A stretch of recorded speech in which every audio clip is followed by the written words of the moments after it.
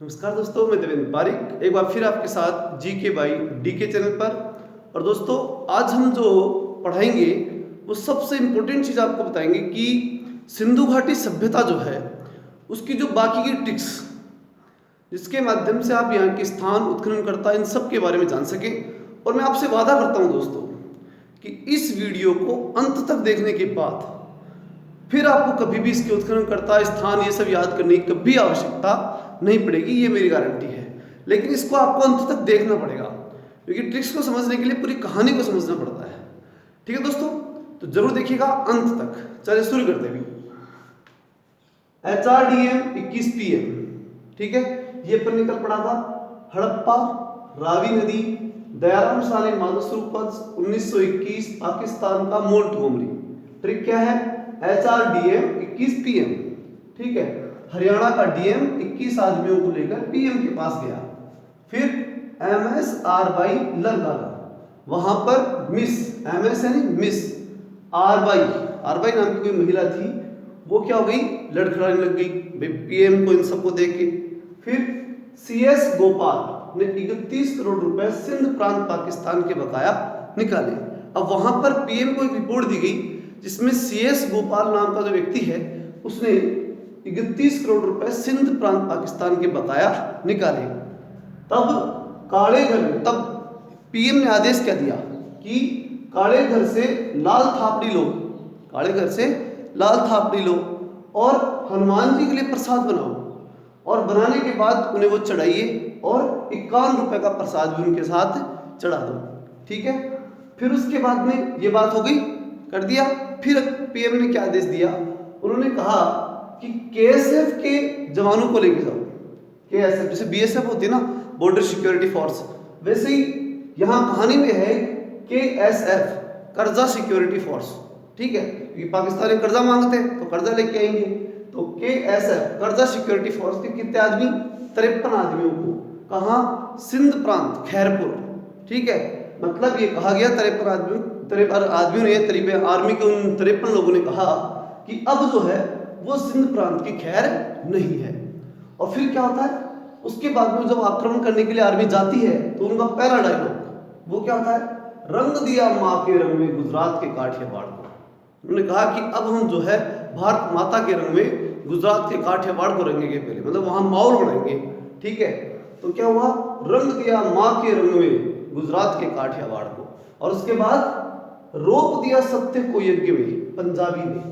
और फिर उसमें से आर्मी में से एक जो पंजाबी सैनिक था उसने क्या किया कि रोप दिया सत्य को यज्ञ में। यहां दो चीज समझनी है, सत्य और यज्ञ। सत्य का मतलब है आर्मी के जवानों के लिए सबसे बड़ा सत्य होता है उसकी बंदूक, और यज्ञ जो है वो होता है युद्ध। ठीक है, तो इसलिए इसमें क्या करा जाएगा कि रोप दिया सत्य को यज्ञ में, मतलब ये कि जो सत्य, इसमें देखिएगा, रोप दिया सत्य को यज्ञ में, मतलब उनके लिए जो सत्य दिए, जो बंदूक थी उसको उन्होंने किसने रोक दिया, यज्ञ में, अर्थात युद्ध में झोंक दिया और चालू हो गए, लड़ने के लिए तैयार हो गए।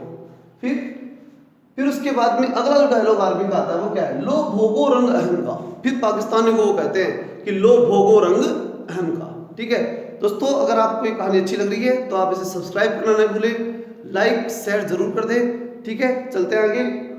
तो लो भोगो रंग अहम का मतलब ये कि जो आपने अहंकार का रंग, यानी पाकिस्तानी आर्मी ने जो अहंकार का रंग जो ओढ़ रखा है उसको भोगो, तो लो भोगो रंग अहम का। ठीक है, और फिर गोलीबारी चालू कर दिया आर्मी ने। और फिर क्या हुआ, आलम गिरा हिंडे से यज्ञ में। सामने जो पाकिस्तानी सैनिक था वो था आलम, बंदूक चलाई, वो ऊपर से नीचे गिर गया, तो आलम गिरा हिंडे से यज्ञ में। ठीक है, ऊपर से नीचे गिर गया, तो आलम गिरा हिंडे से यज्ञ में, और गिरते उसने रट पकड़ ली कि मेरे को छोड़ दो, तो मैं रट। ठीक है, उसने रट पकड़ ली इस बात की। फिर उसके बाद में बन रंगा रविंद्र ने चौतरफा हरियाणा का, अब युद्ध शुरू हो गया, भयंकर रूप से युद्ध शुरू हो गया। तब एक कैप्टन था रविंद्र, उसने बहुत से पाकिस्तानी सैनिकों को मारा। तो क्या हुआ, बन रंगा, पूरे वन को रंग दिया, चौतरफा हरियाणा का मतलब हरियाणा तक, गुजरात से लेकर हरियाणा तक चारों तरफ जो है उसने वन रंग दिए। इतनी भयंकर खून खराबा उसने कर दिया। फिर जब ये युद्ध जीत के जीतने के बाद में धोना ही पड़ेगा खून को। तो धो दिया लूण से रविंद्र ने गुजरात के कच्छ को। अब वो जो गुजरात का कच्छ का जो इलाका है उसे धो दिया लूण से रविंद्र ने गुजरात के कच्छ को। मतलब ये कि धोलावीरा, लूणी नदी, रविंद्र सिंह बिष्ट और गुजरात का कच्छ। ठीक है दोस्तों, ये थी आपकी ट्रिक।